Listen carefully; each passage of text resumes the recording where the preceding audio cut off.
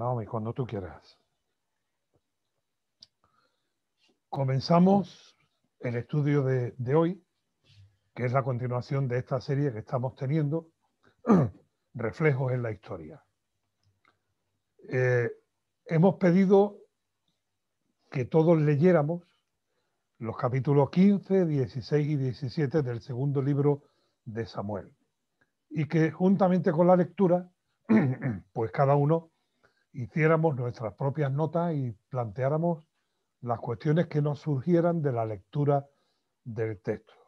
De manera que damos por sentado que hemos leído todos estos 3 capítulos y que vamos a ver algunos detalles de estos 3 capítulos.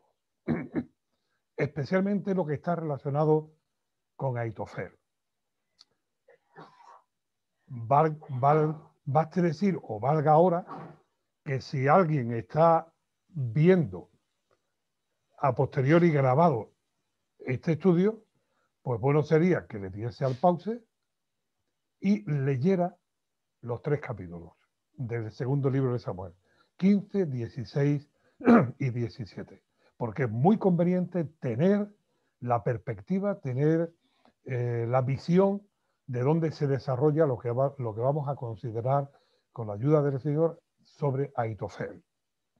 Ahitofel, su nombre significa hermano de la insensatez, aunque también podría decirse hermano insensato. Gilonita, es decir, de Gilo, desterrado significa esa palabra y era una zona de Judá. Ahitofel era uno de los consejeros del rey David, un hombre de amistad y de plena confianza con el rey, amigo del rey, íntimo del rey, en quien el rey confiaba y a quien el rey consultaba y pedía consejo que, como dice 16:23, y el consejo que daba Ahitofel en aquellos días era como si se consultase la palabra de Dios. Así era todo el consejo de Ahitofel, tanto con David como con Absalón, un hombre reconocido por su sabiduría, por su conocimiento, pero además también por su buen consejo.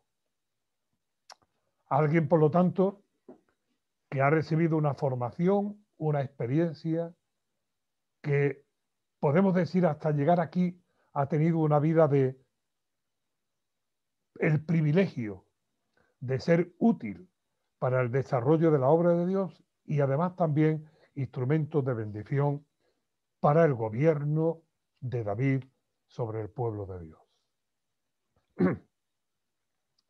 Encontramos la rebelión de Absalón, el hijo de David.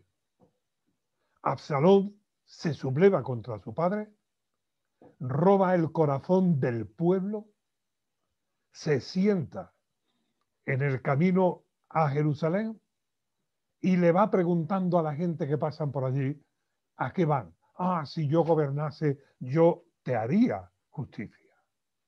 Y así estuvo 4 años y de esta manera robó el corazón del pueblo y lo desvió de la fidelidad del pueblo a David hacia él mismo.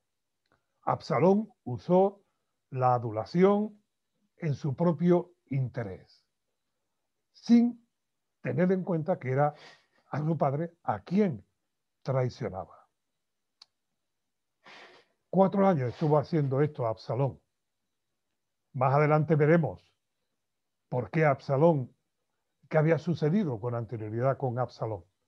Pero baste ahora mismo decir que 4 años, dice el texto bíblico en 15:6, de esta manera hacía con todos los israelitas que venían al rey a juicio.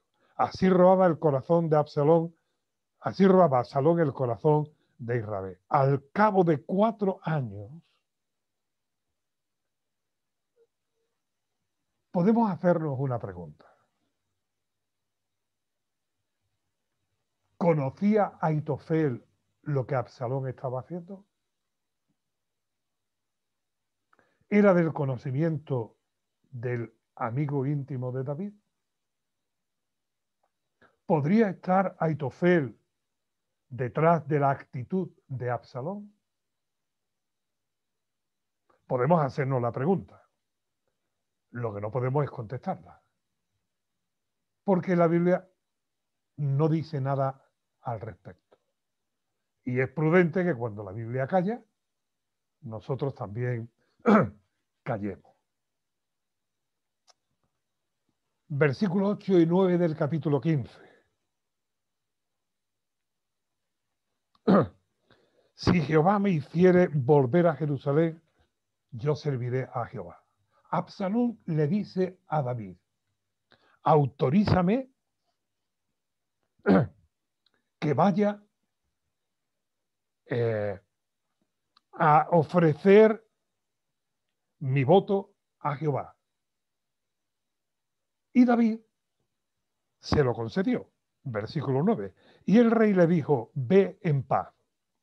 Y él se levantó y fue a Hebrón.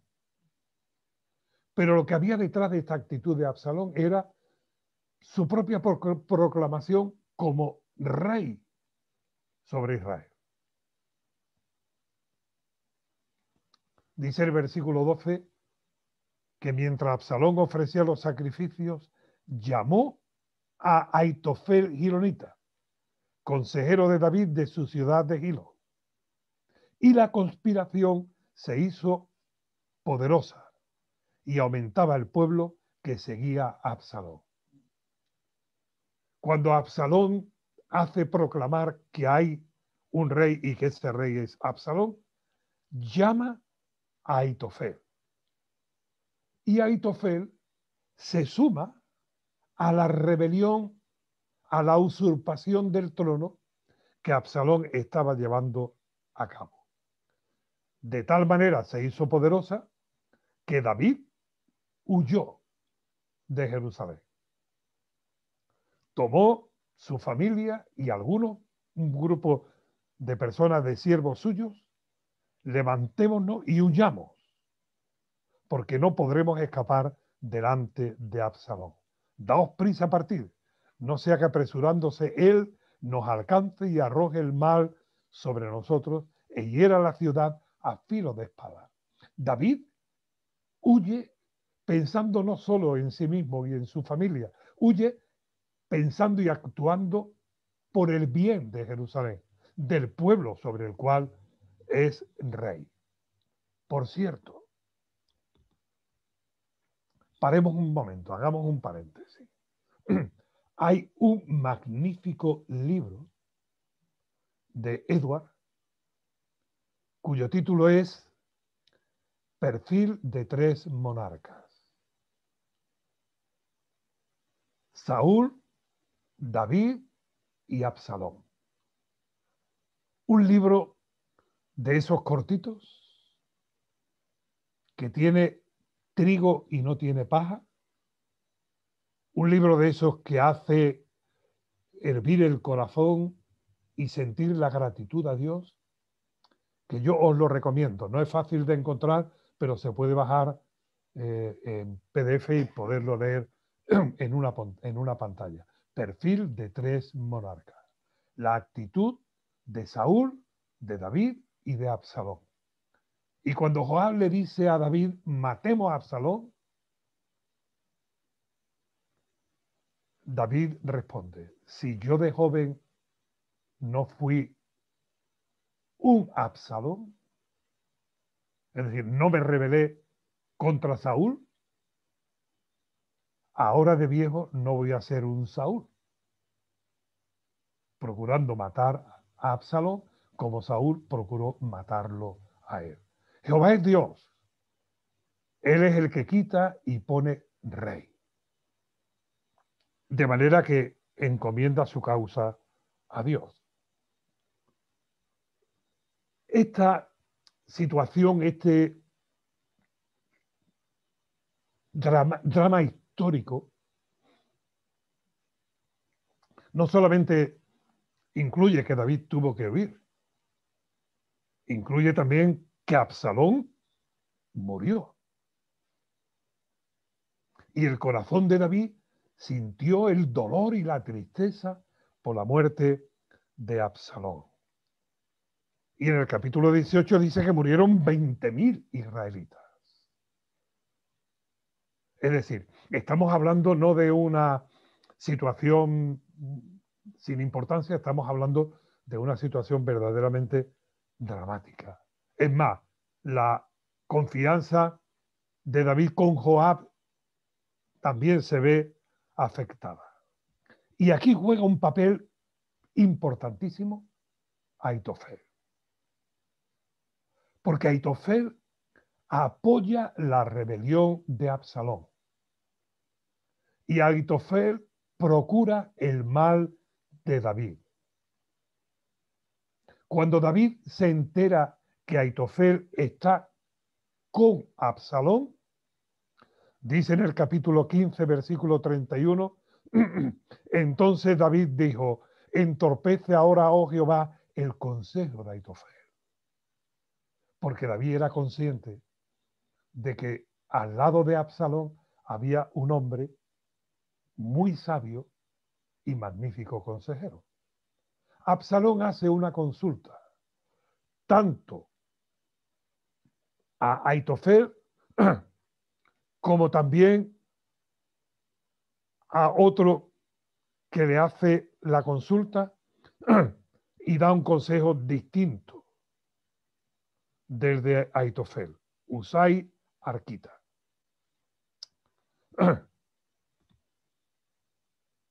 No, no es Usai Arquita. Pero bueno, vayamos a seguir adelante. En este punto creo que es bueno, que es el momento en el que podamos plantearnos por qué Aitofel actúa así. ¿Qué mueve a este hombre,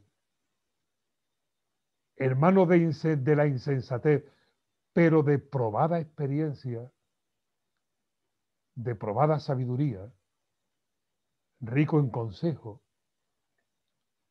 ¿Qué lo estropea? ¿Qué hay? Avancemos un poco, el capítulo 23 del segundo libro de Samuel. Versículo 34. Elifelet, y está hablando de los valientes de David, Elifelet, hijo de Ahasbai, hijo de Maaca, Elián, hijo de Aitofel, gironita. Aitofel tenía un hijo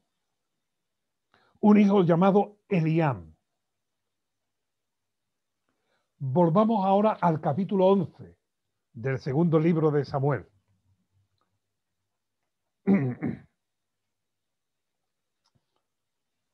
Versículo 3. Envió David a preguntar por aquella mujer, la mujer que David vio desde su terraza, que se estaba bañando. Y le dijeron, aquella es Besabé, hija de Alián, mujer de Urías Eteo. De manera que Besabé era hija de Elián y Elián era hijo de Aitofel. Así que Besabé era la nieta de Aitofel. Y cuando David cae en pecado con Besabé y adultera con ella cuando su esposo Urías está en la guerra, donde quizás David debiera estar al frente del ejército. Y cuando David, avanzando en su pecado, no solamente se ha acostado con Besabé y esta ha quedado embarazada, sino que llama a Urías y por mano del ejército, por mano de los enemigos, hace que Urías muera. Todo esto, lógicamente, lo sabía Aitofel. Y fue un motivo, una causa de gran tristeza y dolor en el corazón de Aitofel.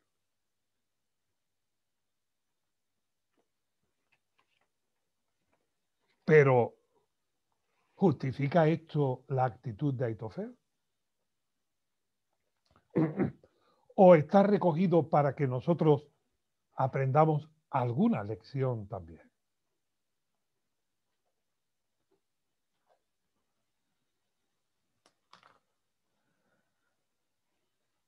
Junto con Aitofel había otro hombre, Natán. Y Natán le habla, amonesta a David en el capítulo 12 del segundo libro de Samuel y le pone una parábola. He aquí un hombre tenía una corderita que había criado desde chica. Y era su ojito derecho. Pero un vecino que tenía mucho rebaño recibe una visita y toma la cordera de este hombre, la que él tenía, la que cuidaba, y la sacrifica y la prepara para dar de comer a los que le han visitado. Y David reacciona y dice, ese hombre es un malvado. Y Natán le dice, ese hombre eres tú. Y confronta a David con su pecado. Y Dios promueve en el corazón de David el arrepentimiento. El hijo que fue concebido por aquel pecado de adulterio murió. Por cierto, ¿sabéis quién fue después el hijo de Betsabé, verdad?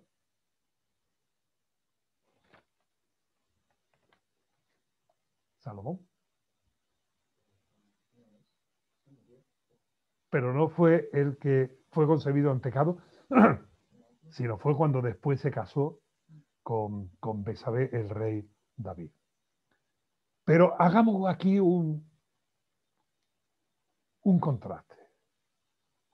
Natán se atreve a reprender al rey David, lo hace con respeto, pero lo hace con contundencia. Lo hace respetando a David, pero lo hace confrontando a David.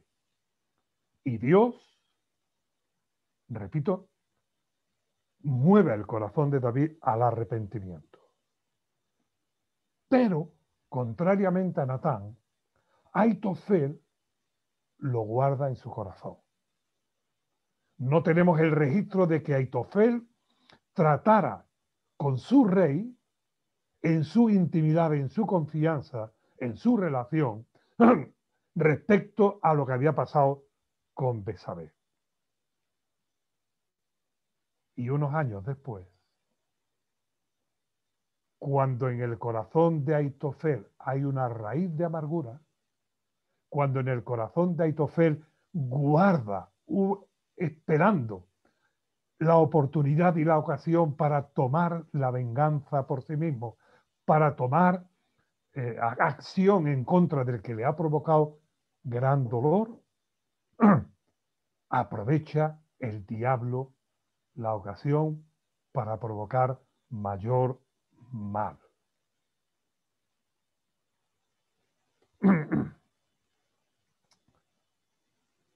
Porque Aitofel se la guarda a David, dicho en nuestro lenguaje popular. No lo trata, no lo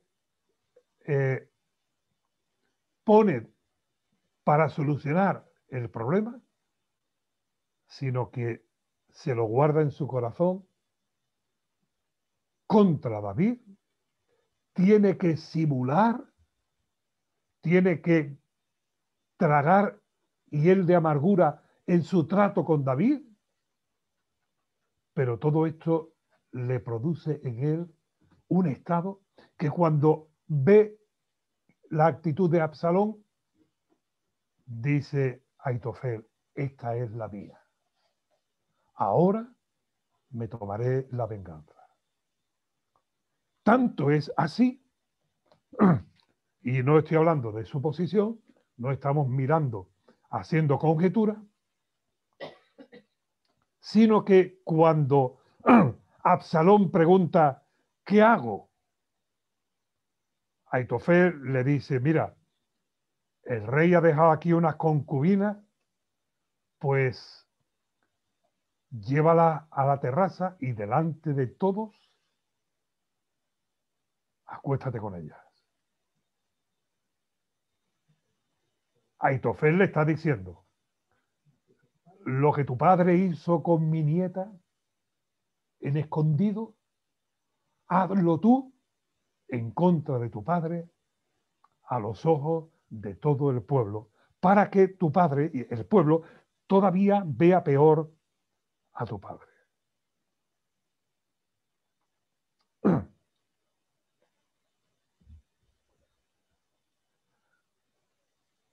Esto es lo que sucedió. Pero esto tiene unas lecciones para nosotros. Porque como una gota de agua es semejante a otra gota de agua, así el corazón del hombre es semejante al corazón del hombre.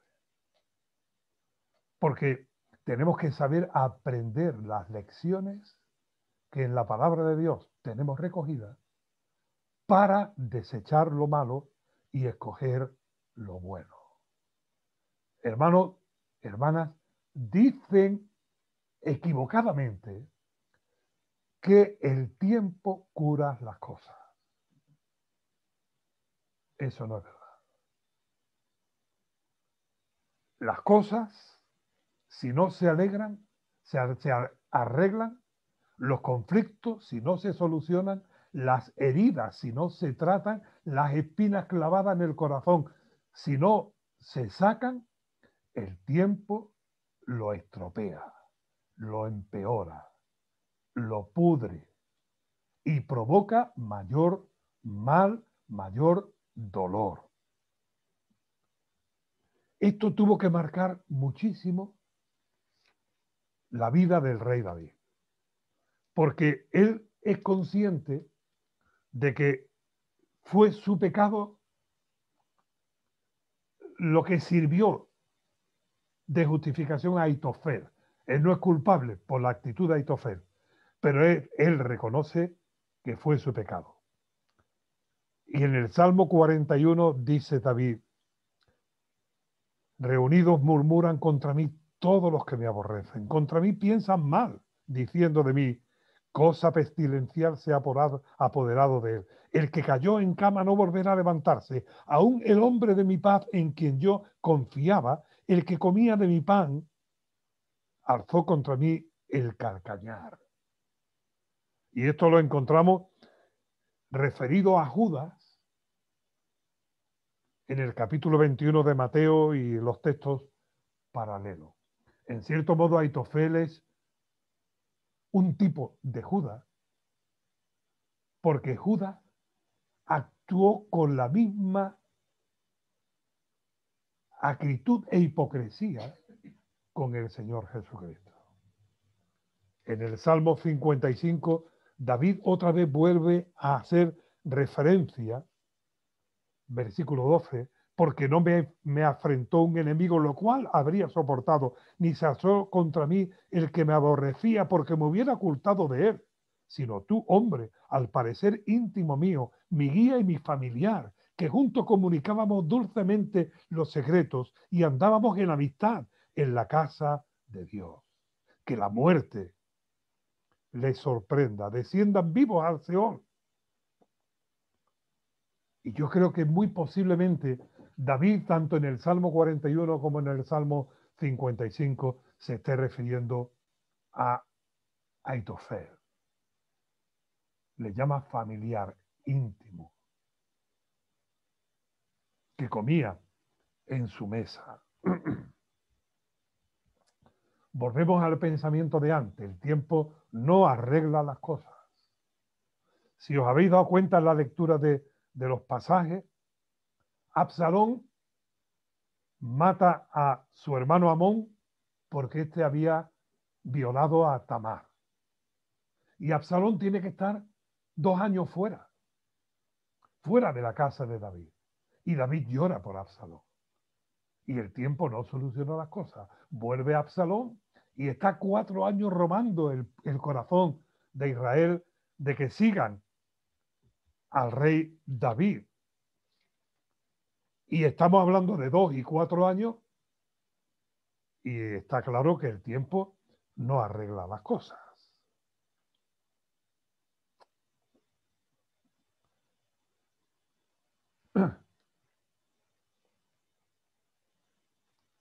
El Señor Jesucristo dijo, si tu hermano tiene algo contra ti, ve y arregla con tu hermano. Ponte en paz con tu hermano. Es importante, hermanos y hermanas, cultivar la paz entre nosotros. Es imposible que no vengan tropiezos. Todos ofendemos de alguna manera. Pero hagamos higiene de corazón, limpieza de corazón. Perdonémonos los unos a los otros las ofensas, porque el tiempo no cura las heridas, pero el perdón sí. Pero el perdón sana, pero el perdón limpia, pero el perdón restaura. Y es importante que nos perdonemos los unos a los otros. Porque si no, aunque pensemos que sencillamente, bueno, yo esto no lo trato como si no hubiese pasado, pero si la espina está clavada, si cuando yo veo a alguien viene a mi mente que una vez me hizo, me dijo o actuó o me dañó, quiere decir que la herida está abierta, que el corazón no está limpio. Pero conforme a las Escrituras, para perdonar, para que haya un perdón auténtico, un perdón verdadero, para yo poder perdonar al que me ofende, tengo primero que crucificar mi carne. Tengo que crucificar mis derechos. Tengo que crucificar mi dignidad, si queréis. Porque si se ha ofendido mi derecho o se ha dañado mi dignidad, si yo no la crucifico, es decir, no la mato, no renuncio a ella, no podré ejercer un auténtico y verdadero perdón. Por lo tanto, tengo que negarme a mí mismo a fin de poder perdonar tal como Cristo me perdonó a mí. No olvidemos que el Señor Jesucristo tuvo que negarse a sí mismo para poder llevar a cabo la obra de la redención y el perdón de los pecados. Y no pensemos que nosotros lo haremos con menos. Además es una gran bendición perdonar a los que nos ofenden. Porque el que no perdona a su hermano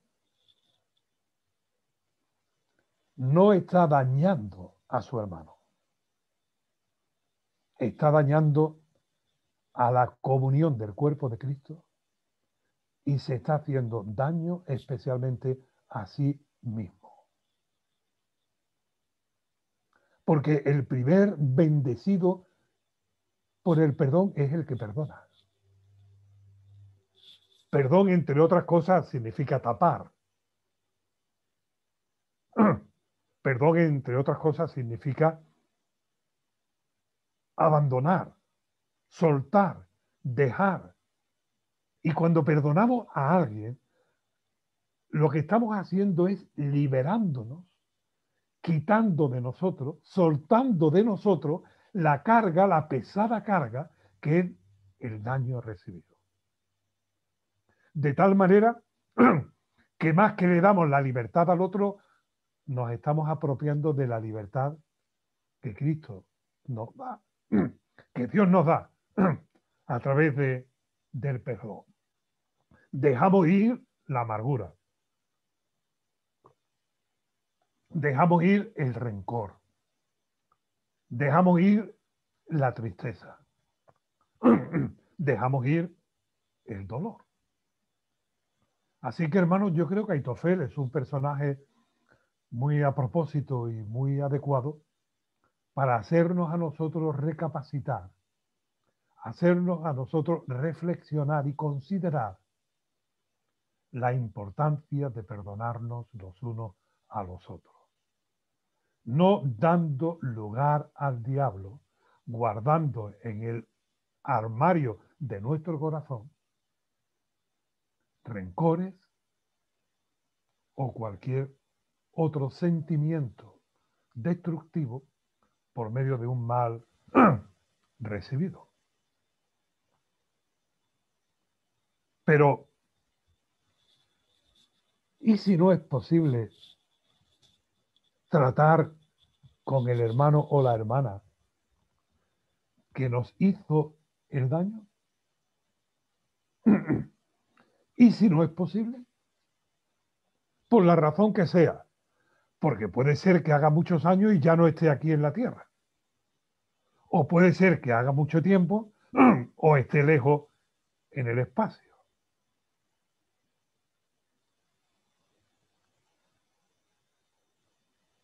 Pablo habla de su propia experiencia en la segunda carta a los Corintios con relación a alguien que le había ofendido grandemente.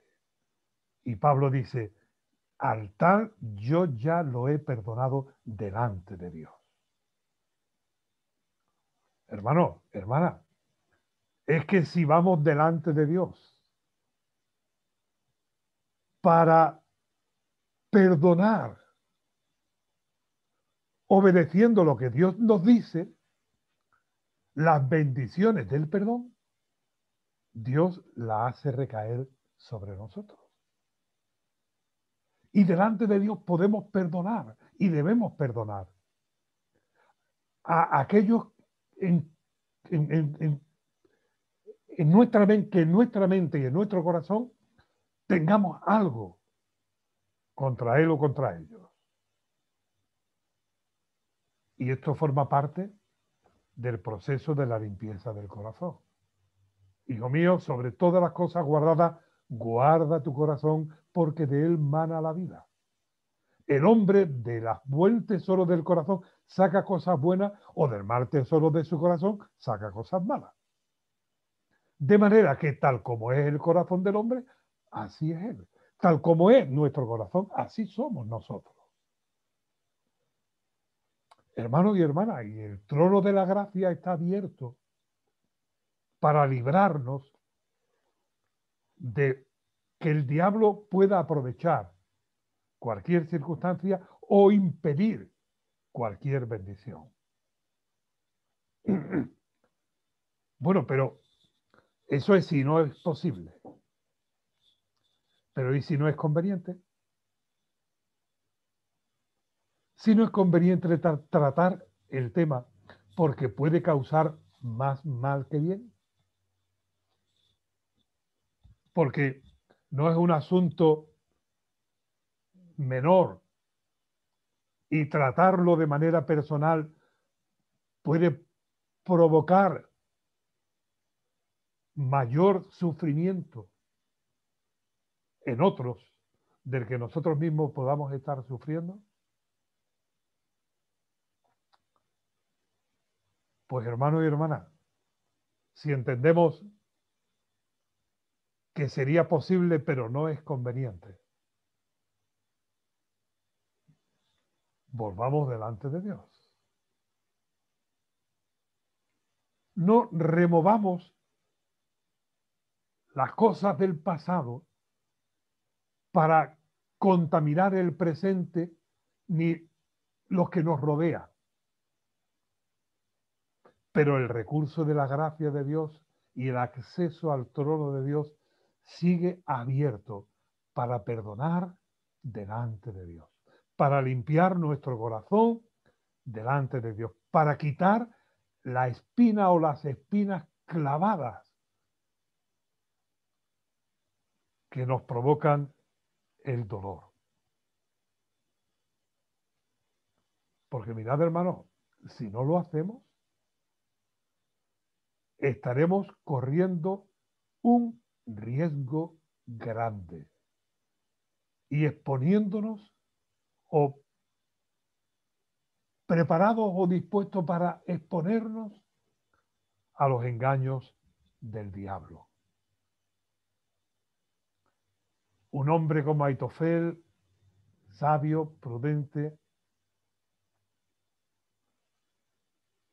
cayó en un error porque no supo limpiar su corazón, porque no supo tratar el problema de acuerdo con las instrucciones de Dios. Cuando Absalón consulta a Aitofel y después consulta a otro consejero y Absalón decide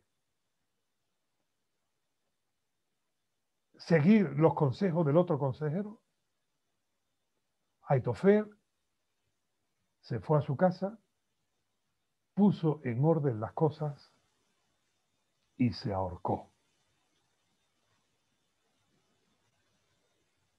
Tal como hizo después Judas. Es importante ver la historia y el pasaje, los eventos que sucedieron allí en su conjunto, porque de todos estos detalles sacamos conclusiones. Hermanos y hermanas, en Cristo es posible. Es más, es necesario para nuestra salud espiritual y para poder ser un instrumento útil. Dice el apóstol Pablo, si alguno se limpia es instrumento útil. Para poder ser un instrumento útil en los planes de Dios. Todos dañamos y somos dañados. Herimos y somos heridos. Fallamos y sufrimos el fallo de otros.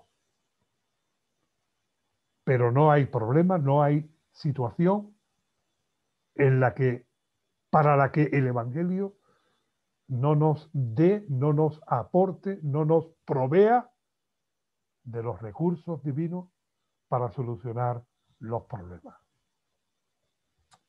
Pensemos por un momento. Pablo sale con Bernabé y se llevan a Juan Marcos, sobrino de Bernabé.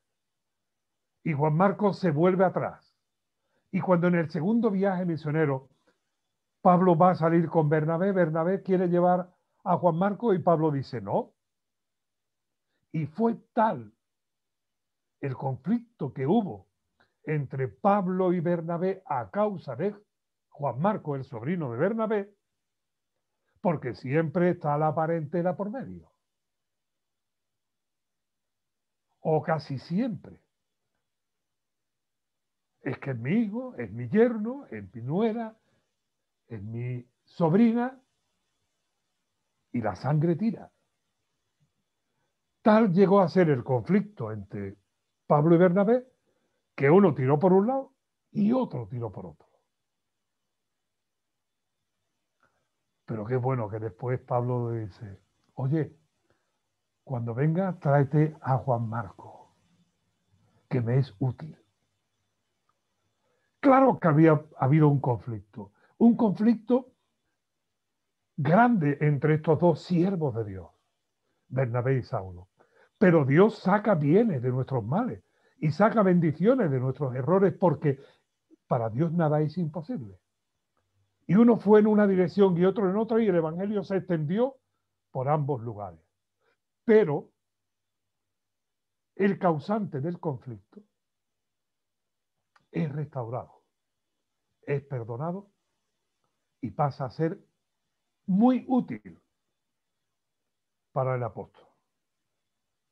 Hermano, eso de yo esto no lo perdonaré jamás, no debería nunca estar, no ya en la boca, sino en el pensamiento y mucho menos en el corazón de un cristiano. Como tampoco debería estar nunca eso de yo soy así porque así me parió mi madre y así moriré. Bueno, y el poder de Dios y la obra de Dios, que es capaz de cambiar los corazones, que no le vamos a dar lugar.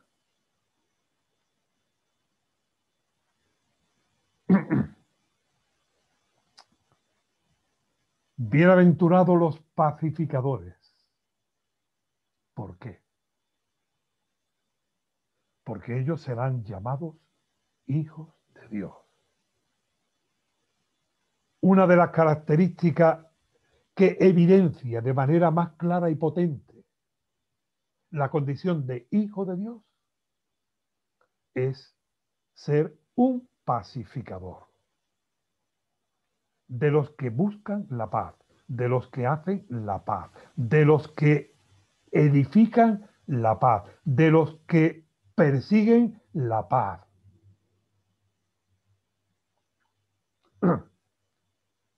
Un ejemplo clarísimo de esto es la epístola de Pablo a Filemón,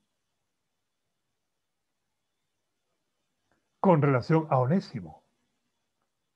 Onésimo había sido un esclavo de Filemón y le defraudó y huyó. Y huyendo de Filemón, llega a la prisión donde estaba Pablo. Y Pablo le predica el evangelio y se convierte. Y ahora Pablo lo vuelve a mandar con Filemón y le dice, recíbelo como a mí mismo. En otro tiempo te fue inútil, ahora te es útil. Y si algo te debe, ponlo en mi cuenta. Yo te lo pagaré. Hermanos y hermanas, el evangelio de la paz es el evangelio que trae la paz. Pero si no aplicamos la paz de Dios en nuestra comunión, en nuestra relación, de manera continua, cotidiana, diaria, permanente, si alguno tiene queja contra alguno, perdónelo.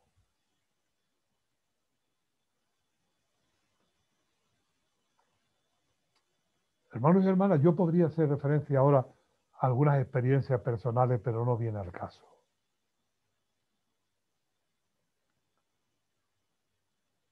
Pero he tenido que pedir perdón muchas veces y perdonar a algunas también. Pero es que ese es el Evangelio. Pero es que eso es parte de la vida cristiana. Pero eso es seguir las pisadas del Maestro. Y yo algunas veces, hermanos y hermanas,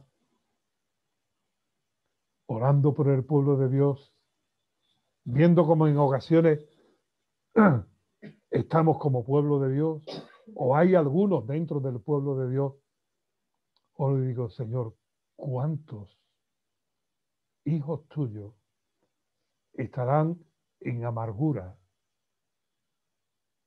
amargados y amargando, porque no han perdonado los daños recibidos? ¿Cuántos se estarán perdiendo bendiciones espirituales de gozo, paz, paciencia, benignidad, mansedumbre, templanza? Porque en el corazón se ha guardado, se ha mantenido una actitud no propia al corazón de un hijo de Dios?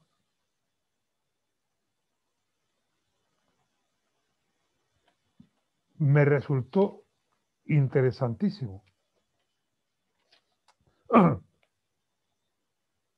los nombres de los hijos de José, Efraín y Manasés. ¿Por qué José pudo perdonar a sus hermanos? El nombre de su primer hijo, lo dice: Dios me hizo olvidar. Dios me hizo olvidar. No solamente perdonar, sino olvidar. Porque eso de yo perdono pero no olvido, eso no tiene ninguna base bíblica.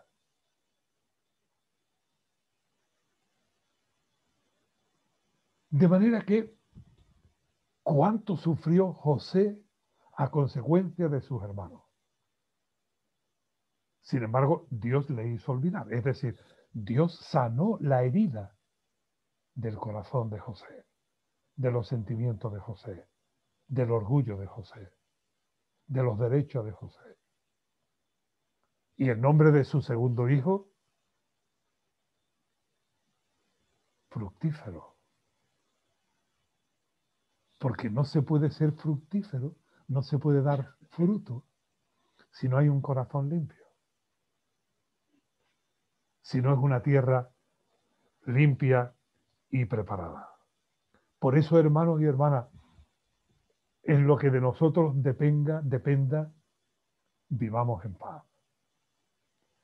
En cuanto dependa de nosotros, estemos en paz con todos.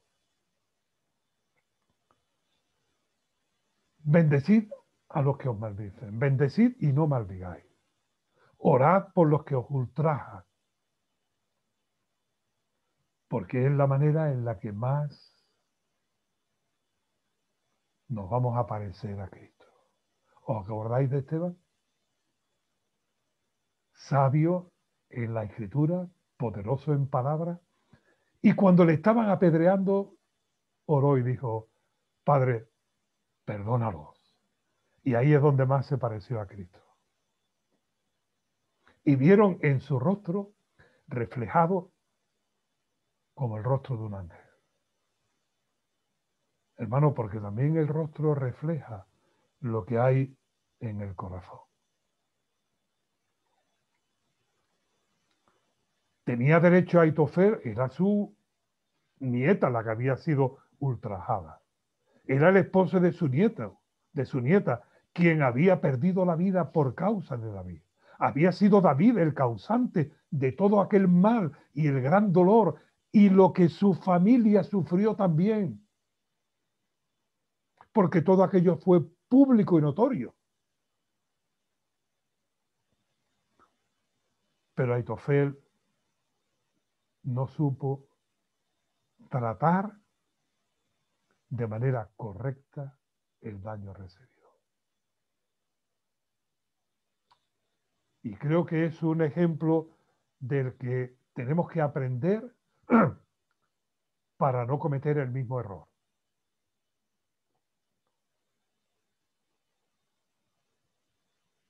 Y a veces somos muy hábiles en la simulación, como lo fue Judas. Que cuando Jesús, allí en el aposento alto, el Señor Jesucristo dijo: uno de vosotros es diablo, uno de vosotros me va a traicionar. Todos preguntaron: ¿soy yo, Señor? Porque si Judas no hubiese sido un hábil simulador, todos habrían mirado directamente a Judas.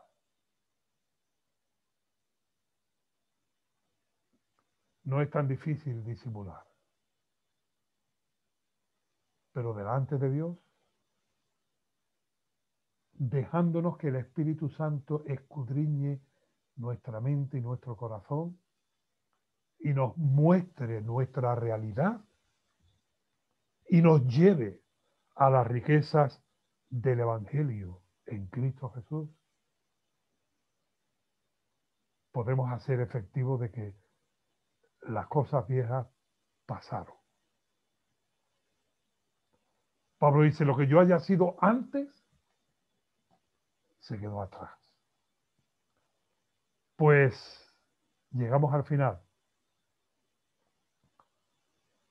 No nos hemos parado tanto en la historia de Absalón y Aitofel como en las motivaciones que llevaron a Aitofel a traicionar a su amigo, a su íntimo, a su hermano, a los que juntos compartían en la casa de Dios.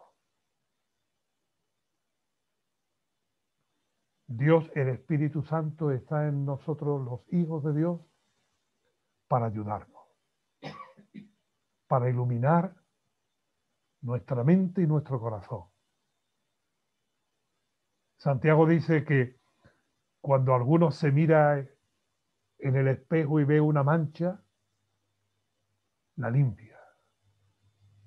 Pues también nosotros, al vernos en el espejo de la palabra de Dios, veamos y reconozcamos nuestros errores, nuestros defectos, llamémosle como la Biblia lo llama, nuestros pecados, porque no perdonar al que nos ofende es pecar contra Dios, y actuemos en consecuencia. En el próximo Dios mediante sí ya nos acercaremos a Samuel, de manera que en el primer libro de Samuel podemos comenzar y veremos algunos detalles de los reflejos de Samuel en la historia bíblica. Hermanos y hermanas, gracias y limpiemos nuestro corazón. Imposible es que no vengan restos del viejo hombre que quieran levantar la cabeza en nombre de un supuesto derecho o dignidad. Dejemos que el Espíritu Santo nos lleve a aprender de Cristo, manso y humilde de corazón, para hallar reposo para nuestras almas, descanso para nuestra vida. Oramos y nos despedimos. Señor, gracias, porque tu palabra nos pone por delante al Señor Jesucristo, dechado de virtudes, y también hombres y mujeres, con sus defectos y pecados, pero que unos acudieron a ti en socorro, en búsqueda de auxilio, y fueron renovados. Otros resistieron y sufrieron del sufrimiento y del dolor. Ayúdanos, Señor, a ser sabios, a vivir en sabiduría, a seguir el ejemplo de Cristo, a perdonarnos los unos a los otros, como tú nos has perdonado en Cristo Jesús. En su nombre te lo pedimos. Amén.